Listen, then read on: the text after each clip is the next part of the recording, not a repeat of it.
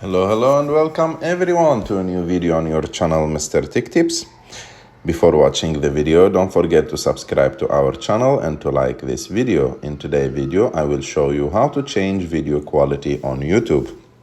To do this, it's very simple. You have just to go to YouTube, open it, and after that, go and open the video that you want to watch.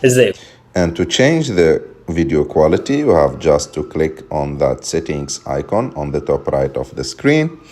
And after that, as you can see, the first option is quality. Click on it.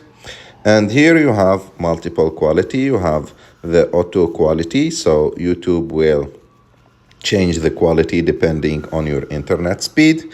You have the higher picture quality that uses more data from your phone. The data saver, which will like lower picture quality, and the advanced, if you want to use it if you have like specific resolution. If you click on it, as you can see here, you will find or see all the like possible resolutions.